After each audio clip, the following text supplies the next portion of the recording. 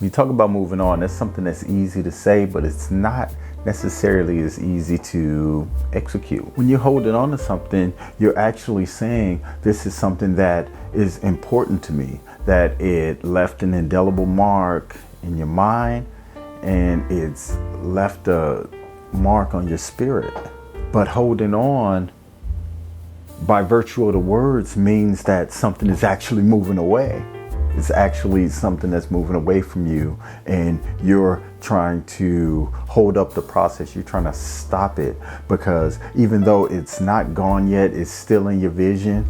You're already feeling the void of it not being there anymore, the void of its loss.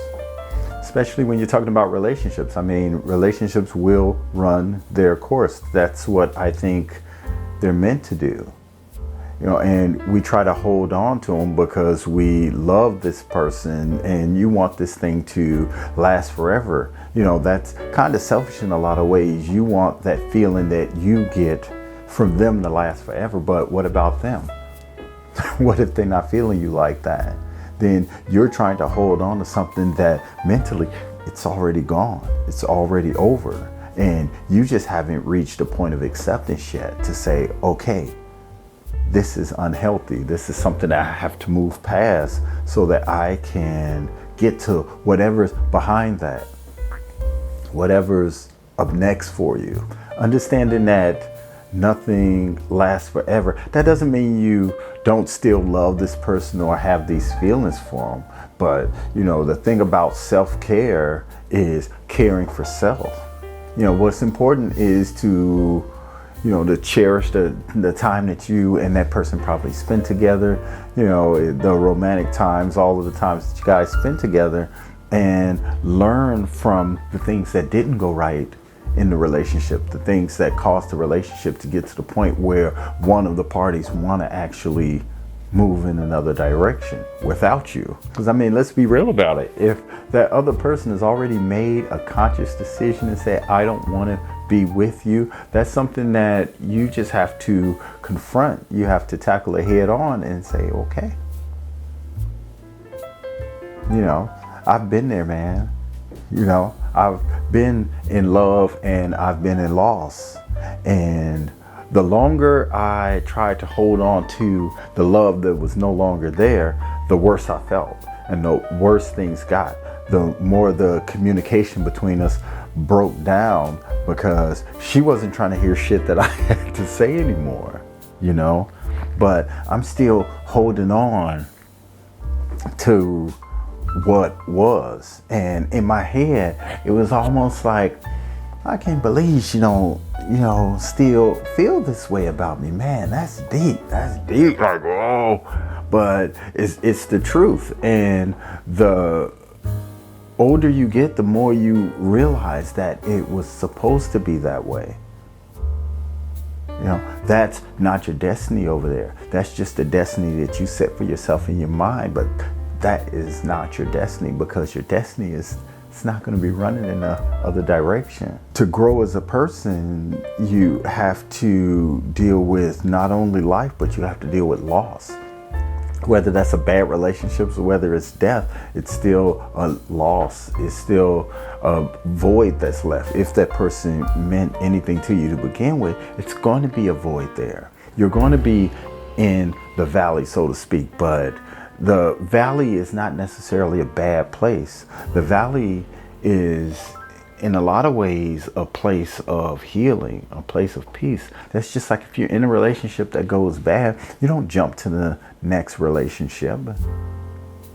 No, you give yourself some time to heal, some time to process. So let's say you're beefing with somebody. Let's just kind of take this in another direction. Let's say you're beefing with somebody, you guys don't get along for whatever reason, and 3 months later you see that person. Now, whatever's going on between you is a done deal as far as they're concerned. They see you and they're just like, they nod and you snarl. You're like, whatever, motherfucker. Basically you're still in that place. Whatever happened, and the mere fact that you're holding on to it, that means that you can't get over it. You can't move past it. And just imagine having 10, 15, 20 different instances in your life where you're pissed at this person, where you're pissed at this person, you're vowing revenge against this person. You hate this girlfriend for this reason. You hate this ex-girlfriend for this reason. You hate this ex-girlfriend. It never really ends, but in all of their minds, it's over. It's a done deal, but you're still holding on to it. You know, you're still missing the void from all these people. You're missing the void from your friend who did you wrong. You're missing the void from the relationship that didn't work. Self-love requires that you fill your void, not look for somebody else to fill a void of what's missing in your life. I mean, there's nothing wrong with a little romance. There's nothing wrong with being in love, but being in love requires you to love yourself first before you even think about going out trying to love somebody else. What I'm trying to say is that you're precious. You're just as precious as that other person. Your point of view is just as important as their point of view. Your ideas, the things that you enjoy, the things that you don't enjoy, your boundaries, their boundaries, they set theirs and you set yours, and you have to be true to that. And the thing about being a man, when you really reach that I'm full man, or when you reach that point in your life, you have to understand that it comes with a huge cost. Being an adult in general, I'm not leaving out women. I'm just touching on the male perspective for a minute. It's like you all man, so what you gonna do? You break up with your old lady, you're gonna break down into tears and cry and put up an altar in front of her house, just like a show of love, but she doesn't want it. No, you don't do that. I don't even think a person with genuine love for you, even if things don't work out, a person with genuine love for you wouldn't put that on you. They wouldn't have you out there, on display. I think that that woman might even lose respect for you. I could see her even losing respect for you in a situation like that, because I'm not going to sit out there. This is not the 80s where you grab this sign and you just hold it up and you're like, I love you. Like what, that movie where he's holding up the radio, what was that, like, I don't know, Breakfast Club or some shit? I don't know. It was some old 80s stuff. But I think that a woman respects you a lot more, you being a man and you being man enough to walk away. It may even change the whole story around, She may be sitting back waiting on, this man to come around, or this woman to come around and ask again. Maybe she's playing that kind of game, but, you being a man, you have a responsibility to yourself. You loving yourself, you have a definite responsibility to yourself. And you can't compromise that but so much. A lot of times you get into a relationship with a woman and, everybody, I'll just say it like this. Everybody wants to feel needed. They want that reassurance that they have a partner that loves them, that they love their partner, that everything is great. But sometimes people just want to see how far you will go in the name of love. I mean, personally, I don't like that. And personally, I don't play those kind of games. I don't like the idea of threats. I'm the type of person where if I'm dating a woman and she starts throwing her stuff in a bag, I'll sit here and I'll ask her what's wrong, but I'm not going to, stand there clutching on her Coach bag saying, no, you ain't leaving until no, you want to leave. You're an adult. You have every right to move on. Would I feel like I deserve an explanation? Sure I did. Are you just mad? And the thing is, if that person is just mad and they don't really mean it, then they shouldn't say it and they shouldn't do it. Maybe the situation is you broke up with somebody because, you did something wrong and you want another chance and they're not giving you that other chance. And you can't let go. You're like, man, I messed up the best thing I had going for me. Really? A relationship is the best thing you got going for you? What about your legs? What about your arm? What about your heart that's still beating? What about your brain that's still working? If someone wants to walk out of your life, I say let them walk out of your life. Even if they walk out without an explanation, so what? They did it. They meant it. That was on them. Would you be left with a void? Of course you're left with a void, because you're like, well, do I get some type of an explanation at the end of this? Sometimes being an adult means you're not going to get the explanation, and being able to accept that. Man, I can't even tell you how many cats I've seen chasing up behind women, doing all kind of dastardly things to them. Things that you just wouldn't expect from an adult male. I'm not crying up behind you. I'm not tearing up my stuff. I'm not going out there getting wasted, jumping in my car, doing donuts. I'm not coming to your house. I'm not blowing up your phone, blowing up your social media platform just to say what I have to say. If someone doesn't want to hear what you have to say, that's a really good indication that things have changed. Things are moving in another direction. That means el finito. That means that person is done. And you have to be big enough to accept done. If everything was meant to last forever, then I think we would all be with our first girlfriends or first boyfriends.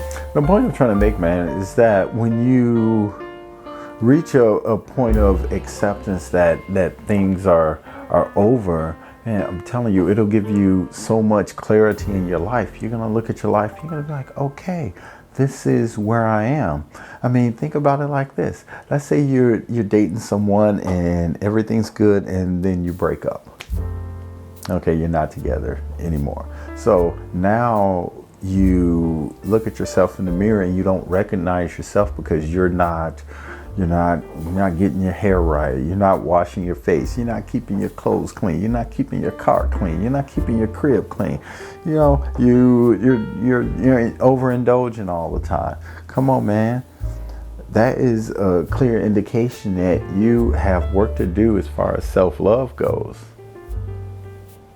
Either a person is, there beside to help elevate you, or they're not. That's just the way it is. Now, someone could come along and they can help you level up a little bit, and I don't think there's anything wrong with that. But if that person is the actual foundation that's holding your whole shit together, man, you got some work to do, and you probably shouldn't be in a relationship. That's a clear indication that, man, I got some work to do on myself. When I've gotten hit with that, and when someone says I'm just not ready, I'm thinking like, yeah, it was another dude. When that's just like that immature way of thinking. That person may honestly feel like, I'm not ready to do this because I'm trying to do all these other things, and I can't give it the focus, I can't give it the attention, I can't give it the time. I understand it because I've been on both sides of that. And I've been in relationships and I got in, and it's just like I walk into a closet because I have other things that I want to do. I have other goals that I want to pursue, and sometimes, depending on the type of relationship, it can become very, very restrictive. You want to spread your wings a little bit. You want to fly a little bit, but you can't fly. And of course, that other person is thinking about themselves because they're thinking, yep, You just want to go out here and be a hoe. You just want to go out here, effing around, things like that. When the reality of it is, I just can't devote the time to you. I just can't devote the time to a relationship. I can't give you what you want. And I think that any sane, rational person is going to say, well, thank you for not wasting my fucking time. Thank you. I would have so much more respect for someone that came to me like that and just like, it's not you. I just have, whatever going on, and it's stopping, me from doing this properly. Good. I appreciate that, because I don't want my time wasted. Time is precious. It's one of the most precious things that we have, next to love. And, you shouldn't get it wasted. You shouldn't get it wasted, especially in a relationship, I know I've gotten way off topic, but, eventually things get better for you. Let's not get too far off to the other side. What happens when relationships don't work? How do you get over them? How do you, being the person that's on the receiving end that can't let go, what are you supposed to do? That person's already made that decision. So what are you supposed to do? In your mind, you have to kind of look at it this way. There's blame and there's accountability. Given that no one is perfect, I would say listen to what they said and take what their reasoning into consideration, and then turn around and turn that camera towards yourself and look at yourself and say, okay, is she right? Was I a lazy, lousy bastard? Was I, in her opinion, of course, if you don't think you're a lazy, lousy bastard, okay, like I'm not that. But, really being honest with yourself, saying, well, I was a little lazy because I never wanted to take out the garbage. I was a little lousy because I never offered to pay. Was I a bastard? Yeah, I didn't care about us not having toilet tissue. I didn't care if she had gas in the car. I didn't care to help her get the grass cut. All of those things that, that other partner might have went into the whole thing expecting you to give. So you have to kind of turn the camera towards yourself and look at yourself and say, what part did I play in this mess, in her wanting to leave? Now, if it's totally unfounded and it's out the blue and you get no explanation, you get no explanation.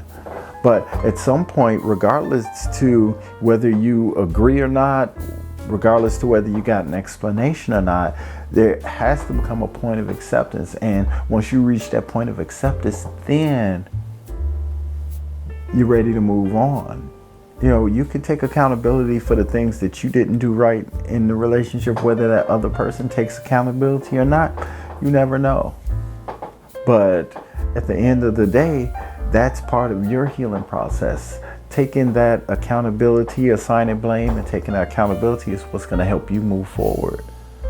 You're going to be like, okay, yeah, I was pretty much a bastard in that relationship. So this upcoming relationship, or when I do figure out what I did wrong, you're making a conscious choice to either adjust the way that you're doing things, or just keep being what you've already admitted that you are. Some guys are just not together, and women too. I'm not excluding women from this, because some women are not together.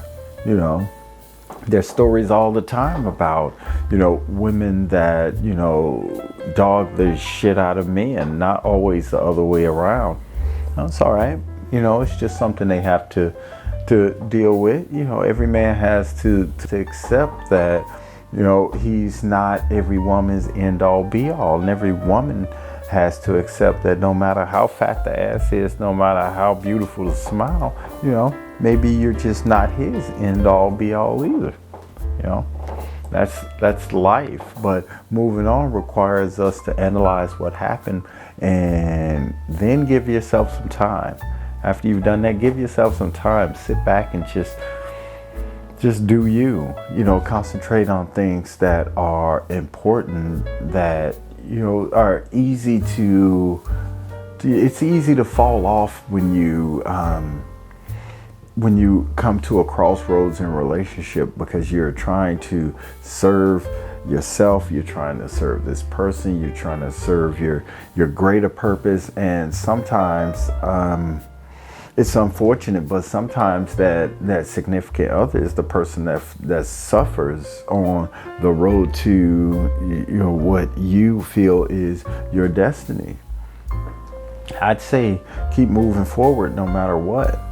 I've been in relationships, and for some reason the relationship would be going well, and the things that I love to do seem to slowly but surely start to go in the other direction. I could enter a relationship running 20 miles a week, and by the time we're at a crossroads, I'm not running at all. That's kind of when you, I would say that you kind of lost yourself in the relationship. I got into a relationship once, and and it made me realize something, that the things that a woman may love about you in the beginning will be the same things that could break you up later on down the line. Now, I'll give you an example. I was dating this woman, and man, she loved that I painted, and she loved that I ran. She loved that I did YouTube and shot videos and things of that nature. And, it's a good feeling to have someone with genuine interest or genuine appreciation for the things that you do. So she loved all of these things about me. And I was like, yeah, that's right. I run, I paint, I shoot YouTube videos. That's me. And I work full time, and I take care of my son. What's up? Total package, baby. Let's talk. And and things were great until marathon season ran around, and I'm not able to kick it with you like I did last season, because now my priorities have shifted a little bit, because I have to give these hours to running. You run in the summer, I run in spring and summer, then fall rolls around, and I like going to those fall art shows and fall craft fairs. So I spent more time painting, and YouTube is a constant. That's just something I have to do. And I can remember her coming to me, and she's like, you're always busy. You always have something to do, and the things that you enjoy doing are all solo ventures. They're all things that I can't do with you. I'm like, sure, you can run with me. But it was like, really, in my mind, I'm thinking, of course you can't run with me. I run marathons, and you'll probably run to the corner. So that's not really running together. And I can't really slow that down. Today I'm scheduled to run 10 miles, not up the street and back. So running together is not an option, right? Then it's painting. I can't sit here and you're gonna sit here and we're gonna have a paint and sip. We're gonna be sipping, but we're not gonna be doing much painting. And that's some time where I usually have my little easel set up, and I'm just working. And it's funny because I can remember painting and have her walking back and forth, just kind of. I can laugh now. Just kind of looking at me like, oh, it's coming along. And then 30 minutes like, oh, I like that. Oh, you've been painting a while. Before long, it's like, you going to be painting all night? Like, yeah, I'm going to be painting until, it's done. I'm working on it until it's done. And I'm going to sleep right here. And when I wake up, I'm going to finish working on it, So, after she hit me with that, just like, hey, all of your interests are so low interest. I was like, well, we could still do some things together. You want to go get something to eat? But that was just an example of just not really having a connection. It was just like, it turned into a power struggle. We basically going back and forth for time. She needed my time, and I'm like, well, just give me an hour and a half, because I have to hit this 8 miles real quick, and then I'll be right with you. And then, of course, when I come back, I take a shower, I sit back, I eat, and 10 minutes later, I'm like, I'm knocked out, because hell, I just ran 10 miles. I'm tired. My legs hurt. So, maybe tonight we just kind of take it easy. You know what I mean? Maybe not do all of that. Can we just hold each other? Things like that. So that's important. And I always think about like young guys, or young relationships where the guy's like, he's running the streets. I'm hanging out with my boys, and I always think to myself like, yeah. And she's sitting at home, and saying, I don't have a problem with him running with his boys and him hanging with his boys today, but somewhere down the line, if you're devoting more time to everything except that woman, it's going to be a problem, and the other way around. If a woman is too busy and she's driven and has 10 things going on, and you just want to come home and, sit there next to her and snuggle, the chances are that the differences in your lifestyle is going to clash. It always happens. I thought it was just because I was just this selfish person that, that was always about myself, and I had been called that so many times. Even for a while I started to believe that shit for a minute, but the reality of it is I had these goals when you met me, baby. You knew the stakes when we got into this, so I'm not going to stop doing what I'm doing, you know what I mean? I have to do this because this is a part of who I am. And the crazy part is when they hit you with it, and it's like, you're gonna run again. I was like, you can start to feel like you're not being supported. Now you feel like it's the exact opposite of what it was before. You know what I'm saying? You're not getting the support you want because you're not being allowed to do the things that you want to do, and it gets restrictive. And if anybody feels restricted in a relationship, that's the beginning of the end. They seek to get out.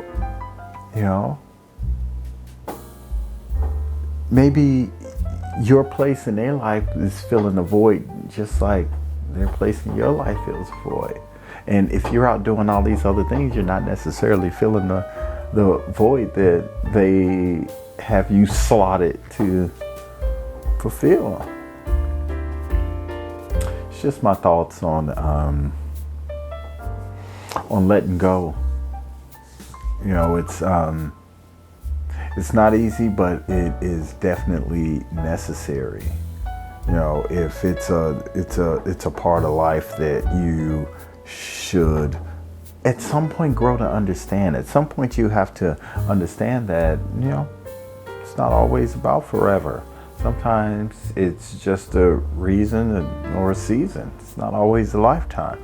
I want to thank you for watching this video. If you found value in it, you know what to do. I invite you to subscribe to my channel, BT Bonner. I want to thank you for watching this video. If you have a comment on any of this, I appreciate it if you leave it in the comment section. I usually respond back like this because I don't get many, comments. And thank you for watching this video, and I'll see you in the next one. Peace.